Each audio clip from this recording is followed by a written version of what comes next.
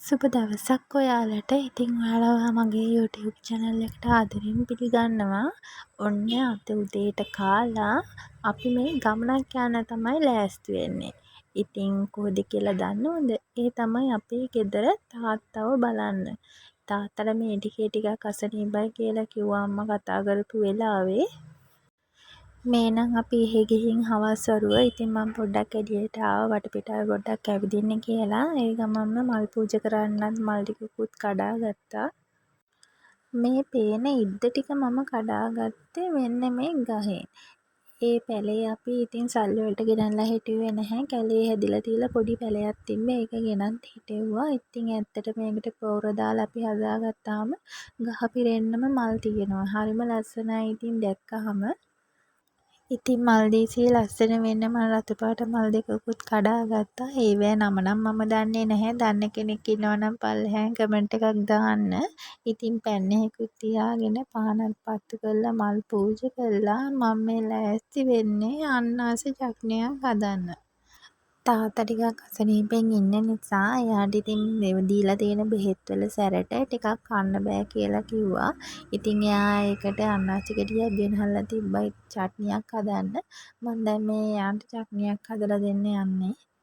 ඉඟුරු සුදුළු වුණ හොඳට තලාගෙන ඊට පස්සේ තෙල් ටිකකට ඒක හොඳට බැදෙන්න දාලා පස්සේ ලුණු කෑලි පොඩියකට කපලා දාගන්න ඕනේ. ඒකත් හොඳට ටෙම්පරාදු වෙද්දිම ඊට පස්සේ අපි දාන්න ඕනේ කෑලි මිරිස් කුඩු ගම්මිරිස් ලුණු ඒ ටික දාගෙන හොඳට ටෙම්පරාදු වෙන්න තියලා ඊට පස්සේ වතුර දාන්න ඕනේ.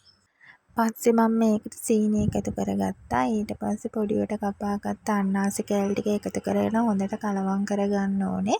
වතුර ටික හොඳට බහිනකම් මේක තික් වෙනකම් මද ගින්දරේ පිස ගන්න ඕනේ. මෙන්න මේ වගේ පාට එනකම් අපි වතුර ටික හොඳට බස්සව ගන්න ඕනේ. ඉතින් මේක තාම මදි. තව ටිකක් තියන්න ඕනේ. මේ තියෙන්නේ අවසානයේ මම හදාගත්තේ චට්නි එක. හදලා බලන්න ඔයාලත්. මම දැන් මේ හදන්නේ කහ බතක් හදාගන්න. ඉතින් ඒකත් අර විදිහටම මේ මම හදන්නේ රයිස් කුකර් එකේ. ඉතින් නිකන් දර ලිපේ ගෑස් ලිපේ හදාගන්නත් පුළුවන්. ඉතින් රයිස් කුකර් එකේ හදන එක හරිම ලේසි.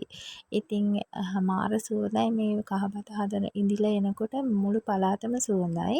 ඉතින් දැන් මම මේ හදන්නේ මේ වියලි මිදි ටිකකුයි රටකජු ටිකකුයි බැදගෙන බත් එකට එකතු කරන්න. එතකොට වෙනමම රසක් එනවා. හදලා බලන්න මාර රහයි. දැන් මේ එකතු කරගත්ත වියලි මිදි ටිකයි රටකජු ටිකයි හොඳට අපි කූරු ගාලා කලවම් කරගන්න ඕනේ මුළු බතටම මිශ්‍ර වෙන විදිහට. ඉතින් හරිම ලේසි රයිස් කුකර් එකේ මේ බත් එක හදාගන්න. බලන්නකෝ බත් එකේ ලස්සන මේක ලස්සන වගේම මාර සුවඳයි රසයි දෙකම තියෙනවා. අන්තිමට අපි හදාගත්ත කෑම එක තමයි මේ. ඉතින් අලුත් වීඩියෝ එකකින් ආයි දවසක ඔයාලව හම්බෙන්නම්. ඔයාලට සුබ දවසක්.